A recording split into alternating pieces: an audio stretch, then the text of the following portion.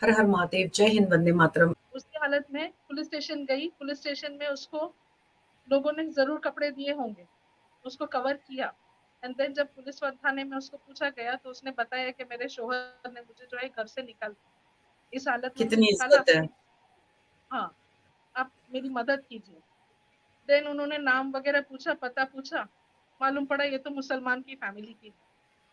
बोले बहन जी हम आपकी चाह के भी मदद नहीं कर सकते हैं क्योंकि आपके समाज के जो रूल्स है ना वो पर्सनल लॉ के तहत चलते हैं। हाँ। आप जो मस्जिद में जाइए, मस्जिद में जाके आप बोलिए, वहां से आपको इंसाफ मिलेगा। अगर हम इसमें बोलेंगे, ये सब बातें उसने जब थिंग्स थोड़े सेटल हुई तब, जब हमारी फैमिली में औरतों के सामने जब उसने बोली तब हमको पता चला। लेकिन उस दिन क्या हुआ, ये मतलब ऐसे हुआ कि वो पुलिस स्टेशन से वापस आ गई, उसका किसी ने कोई कंप्लेन नहीं लिया, मस्जिद में गई, उसको वहां से भी भगा दिया गया।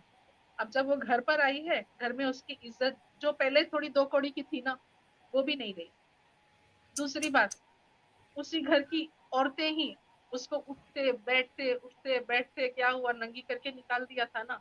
वापस आना पड़ा ना, पुलिस स्टेशन में जाके तूने क्या क्या किया होगा, पता नहीं तेरे को छोड़ा होगा क्या उन लोगों ने। ये सारी बातें वो औरत पूरी जिंदगी सुनती आई। जरा सोचिए, और जब वो 14-15 साल की उम्र में मैंने वो केस देखा था, जो कि मैंने मतलब आंखों से देखा था उस औरत का हालत, कैसे जी। वो मतलब लाइफ, पूरी लाइफ उसकी जहन्नुम बन गई है। उसका देवर उसको कुछ बातें बोल रहा है, उसकी ननद कुछ बोल रही है। जस्ट इमेजिन अगर, और मेरे दिमाग में ये चल रहा है कि अगर मैं अभी रात के 2-2:30 बज रहे हैं, अगर मैं हाँ। जाती भी police station, police can not help me because yes. I am yeah. Under the law of personal law. जी हाँ। दे कैन नॉट, शरिया। Even if they want they can not, because वहां पर बोला जाएगा कि पुलिस वाले है ना हमारे समाज में इंटरफेयर कर रहे हैं।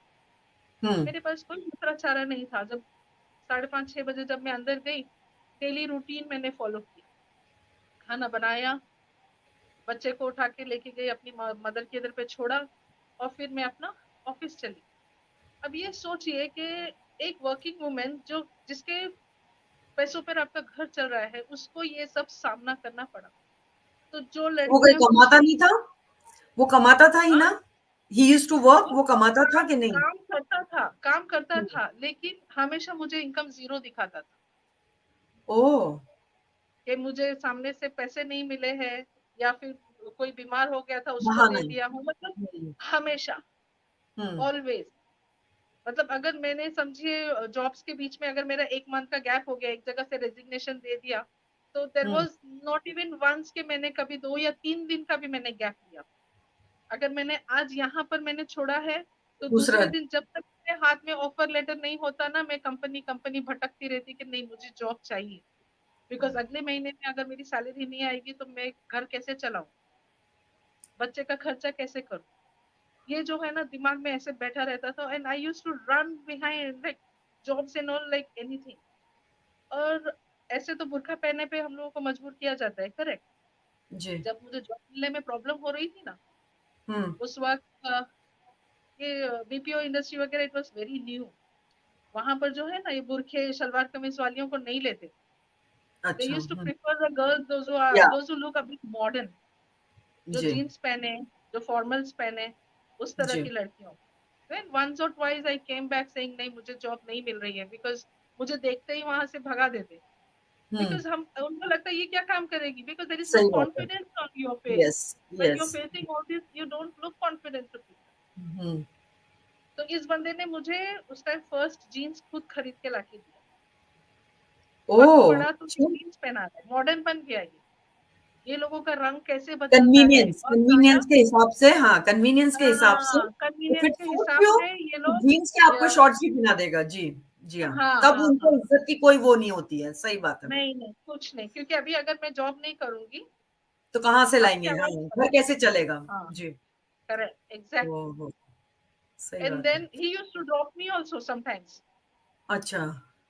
हाँ, और अगर समझिए किसी वक्त ऐसा हुआ है कि कंपनी का कार ब्रेक डाउन हो गया है, जब हम पिकअप और ड्रॉप मिलता है, जी। Once ji. In a while ऐसा हो जाता था कि कंपनी का कार ब्रेक डाउन हो गया है या कुछ हो गया है, if I ask him to come and pick me up, उस टाइम पे नहीं बोला, क्योंकि आने का काम तो मेरा है ना। चाहे वो रात ओह। के 1:30 बजे ही कार ब्रेक डाउन हुआ हो, आने के बाद तो मैं हुँ। तो घर पे रहूँ, लेकिन जाते वक़्त मुझे लेट नहीं होना चाहिए क्योंकि मुझे ऑफ़िस से निकाल दिया जाएगा। He used to make oh! Sure that I reach office on time. कितना विकेड, मतलब हाउ हाउ अपॉर्चुनिस्ट, मतलब किस तरीके का इंसान था ये। और मुझे एक बात बताओ मैं हिना कि did your parents know anything कि भाई ये सब हो रहा है मेरे बेटी की जिंदगी में? Did you tell your parents anything? आपने यू बताया नो अपने व्हाट, पेरेंट्स को? बता के फ़ायदा नहीं था। I oh, I caught my husband with my sister. मेरी मम्मी भी थी घर पे। ये बात मैंने 2 बार अपने इंटरव्यू में स्वामी जी के चैनल पे बोला है कि when I used to go for odd shifts, कभी डे शिफ्ट है, कभी नाइट शिफ्ट है, तो माय हाँ, mother used to be with me. कभी-कभी हाँ, मेरे सिस्टर्स भी आके रह जाते थे। जी, Then in the middle of the night, I had a shift starting at about 3 o'clock or 4 o'clock. So I had to hmm, get up at 1 o'clock. हाँ, When I got up, मैं देख रही हूँ कि रूम से कुछ आवाजें आ रही है, ऊपर वाले रूम से। मेरी मम्मी जागी हुई है, मेरा बच्चा भी सो रहा है मेरे साइड में, मेरी मम्मी भी सो रही है। ऊपर से कुछ आवाजें आ रही है। आई वाज लाइक क्या पता चोर हो, कुछ हो, जाके मैं देख लेती हूँ। I went there. जब मैंने डोर खोला, मेरी आंखों ने जो देखा, I I can't explain you. My elder sister was with him. I came running oh! Down. मैं इस तरह से भाग के आई हूँ ना कि शायद मैं गिर जाती। मैंने मेरी मम्मी को बोला, मम्मी अम्मी ये क्या हो रहा है, देखा तुमने? बोले क्या हुआ, तू तो काम पे जाती ना, उसका दिल हुआ तो कहाँ जाएगा। रियली? ओह ऐसी माय, माँ को मैं और क्या हे बोल सकती हूँ। भगवान! मतलब दिस इज़ लिमिट्स। मैंने ये चीज़ किसी माँ से सुनी नहीं होगी कि माँ ने ये कहा तू काम पे जाती है तो वो अपना दिल कहाँ। वो क्या करेगा। हाँ, मतलब उसकी सेक्सुअल नीड्स पूरे करने के लिए ही sleeping with your daughter, other daughter, and you are fine with it. उस माँ को मैं अपनी ओह! कौन सी दर्द की बात बताऊंगी, आप मुझे बताइए। सही बात क्या है। मैं कभी जा सकूंगी? नहीं। एक दो बार बीच में ऐसा हुआ भी कि मैं बहुत दुखी हो गई थी, परेशान हो गई थी, जब बच्चे को लेके मैं उधर गई, जब मेरा एक ही बच्चा था, उधर गई। मुझे 2 दिन भी रुकने नहीं दिया जाता था, मुझे भगा भगा दिया जाता था। एक बार की बात है, जब मेरा बच्चा 10 दिन का था, तो इस बात को लेके लड़ाई हो रही थी।